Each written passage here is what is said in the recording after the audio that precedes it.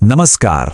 आज के इस एक्सप्लेनर में हम एक बेहद दिलचस्प ऐतिहासिक और आध्यात्मिक यात्रा पर निकलने वाले हैं।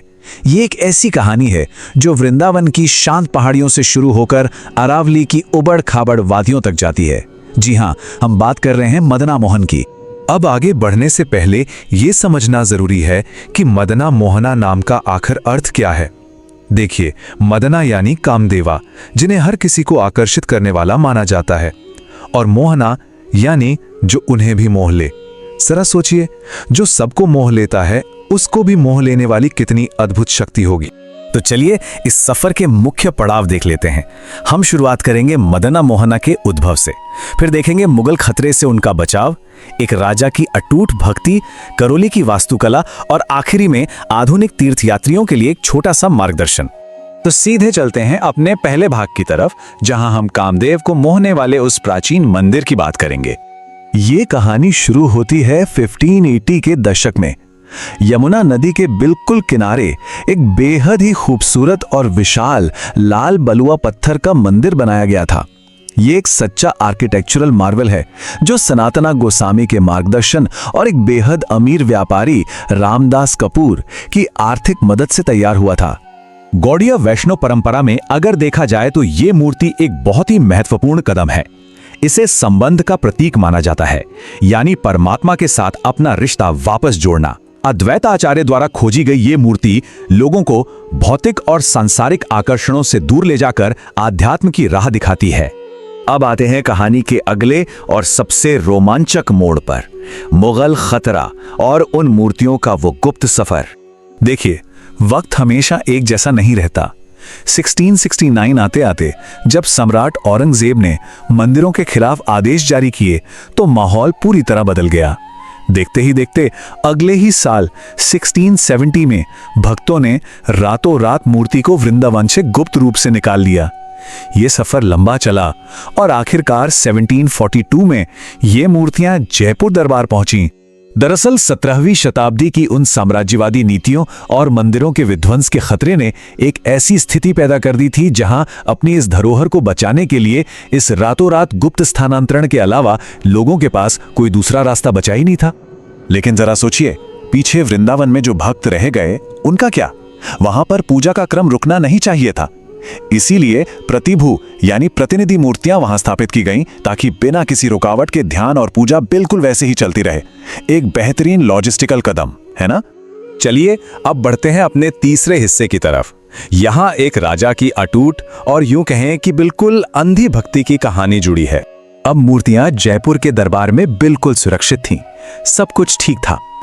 पर तभी करौली के राजा गोपाल सिंह को एक दिव्य स्वप्न आता है। उन्हें महसूस हुआ कि मदन मोहन खुद उनके दरबार में स्थायी रूप से बसना चाहते हैं। अब जयपुर के राजा माधो सिंह जी मूर्ति को इतनी आसानी से तो जाने देने वाले नहीं थे। उन्होंने एक बेहद कठिन शर्त सामने रख दी। उन्होंने कहा कि अगर तुम मूर्तियों की इस पूरी भीड़ में पहले मदन मोहन को पहचान कर स्पर्श कर लोगे, बस तभी हम उन्हें ले जाने की आज्ञा देंगे। उस दरबार के उस दृश्य की कल्पना कीजिए। राजा गोपाल सिंह की आंखों पर पूरी तरह एक पट्टी बांध दी गई, फिर उन्हें मूर्तियों की उस पूरी सभा में छोड़ दिया गया। पर भक्त तो भक्त होता है। अपनी आध्यात्मिक अंतर्दृष्टि और अटूट विश्वास से उन्होंने ठीक मदन मोहन के चरण पकड़ लिए, और यही वो पल था जिसने मूर्ति का करौली जाना तय कर दिया। अब आते हैं चौथे हिस्से पर। इस भाग में हम करौली के नए मंदिर की वास्तुकला और वहां के विशेष प्रसाद की बात करेंगे। वृंदावन के समतल मैदानों से बहुत अलग अब यह मंदिर अरावली की ऊंची पथरीली पहाड़ियों और भद्रावती नदी के किनारे बसा है। यह राजस्थान का आध्यात्मिक दिल बन चुका है, एक बिल्कुल शांत, ध्यान के अनुकूल और एकांत आश्रय। और क्या इस नंबर का मतलब पता है? 2 साल। जी हाँ, लगभग 2 साल की लंबी प्रतीक्षा सूची होती है यहाँ, सिर्फ एक विशेष प्रसाद चढ़ाने के लिए। ये अपने आप में लोगों की अप्रतिम श्रद्धा और अटूट लगन का एक बहुत बड़ा प्रमाण है। इस इंतजार के पीछे जो भोग है उसको जुगल प्रसाद कहते हैं।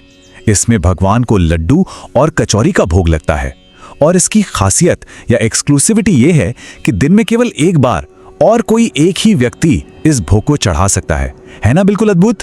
तो आइए अब अपने आखिरी और 5वें भाग में चलते हैं, जहां हम आज के तीर्थयात्रियों के सफर का विश्लेषण करेंगे। अगर आज इस यात्रा पर निकला जाए तो दोनों जगहों का फर्क बिल्कुल साफ दिखता है। एक तरफ वृंदावन और जयपुर के आसान, समतल और आपस में जुड़े हुए मैदान हैं, और दूसरी तरफ करौली की वो उबड़-खाबड़ पथरीली पहाड़ियां हैं जहां पहुंचने के लिए काफी ज्यादा शारीरिक श्रम और सहन शक्ति चाहिए होती है। 155 किलोमीटर जयपुर के भीड़भाड़ वाले शहर से शुरू होकर करौली के उस शांत आश्रय तक की ये दूरी बिल्कुल एक अलग ही शारीरिक और आध्यात्मिक कहानी बयां करती है। आज के समय में यात्रियों को स्टेट हाईवेज के रास्ते लगभग 4 घंटे का सफर तय करना होता है, और सबसे जरूरी बात, उस ऊबड़ खाबड़ और कच्चे पहाड़ी भूभाग के लिए पहले से मानसिक और शारीरिक रूप से तैयार रहना पड़ता है। तो आखिर इस कठिन सफर की जरूरत क्या है? पवित्र गोवर्धन यात्रा तब तक पूरी या सफल नहीं मानी जाती जब तक तीर्थयात्री जयपुर में गोविंद देव जी और वहां से आगे बढ़कर करौली में मदना मोहन के दर्शन ना कर लें। ये इस पूरी यात्रा का एक अटूट हिस्सा है। तो अगर हम इस पूरी कहानी को देखें तो लगभग 500 सालों का ये लंबा सफर और लोगों की अटूट भक्ति ही है जिसने वृंदावन की एक छोटी सी पहाड़ी से शुरू होकर कई खतरों से बचते हुए इस मूर्ति को राजस्थान के इस अधीर आध्यात्मिक आश्रय तक सुरक्षित पहुंचा दिया। अंत में एक नया और बिल्कुल वाजिब सा सवाल उठता है, क्या करौली की इन कठोर और पथरीली पहाड़ियों से गुजरने वाली ये मुश्किल यात्रा उस आखिरी आध्यात्मिक मंजिल तक पहुंचने के अनुभव को और भी ज्यादा फलदायी या रिवॉर्डिंग बना देती है? इस बारे में ध्यान से जरूर सोचिए। आज के इस एक्सप्लेनर में हमारे साथ इस सफर पर निकलने के लिए आपका बहुत बहुत धन्यवाद।